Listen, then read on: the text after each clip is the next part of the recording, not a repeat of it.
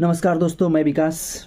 आज कुछ ज़रूरी मुद्दे पर चर्चा होगी। जिस तरीके से बिहार में हमेशा सियासत गर्मा गर्म रहता है, ठीक एक बार गर्माहट आ गई है।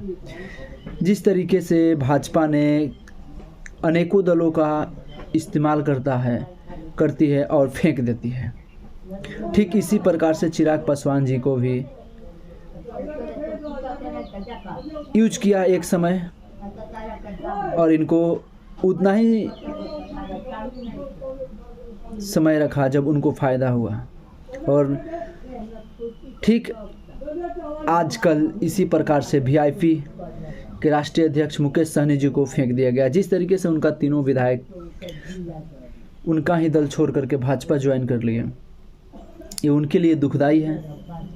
लेकिन इन लोगों को सोचना चाहिए कि हमारे जब तक आइडियोलॉजिकल लोग अगर आप चुनाव लड़ेंगे तो नहीं जाएंगे ना इधर उधर।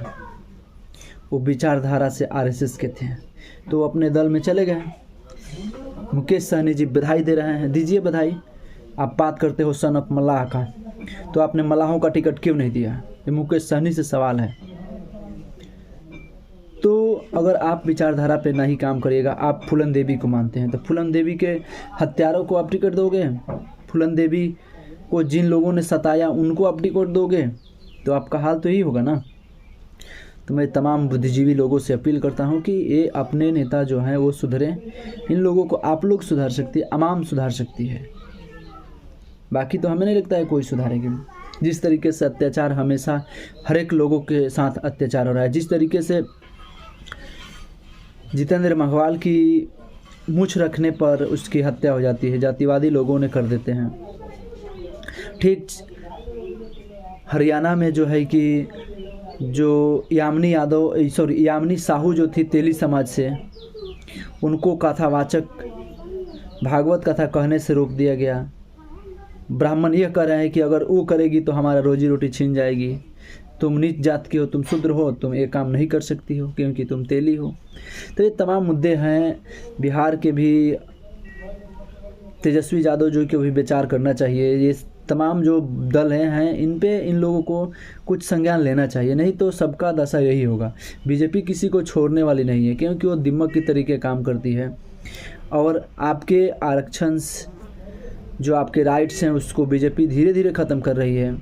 हमारे नेता इसको बचाने में नहीं लगे हैं, नहीं अपने लोगों के साथ इस तरीके का जो प्रोपेगेंडा बीजेपी कर रही है उसको बता रहे हैं। तो ये तमाम क्योंकि हमारे पास मीडिया नहीं है, हमारे पास जुडिशरी नहीं है, जुडिशरी में हमारे लोग नहीं हैं। तो ये सब तमाम बातें होनी चाहिए। जिस तरीके से उत्तर प्रदेश में एक ठेले वाले को ऊपर बुलडोजर योगी सरकार चला दी,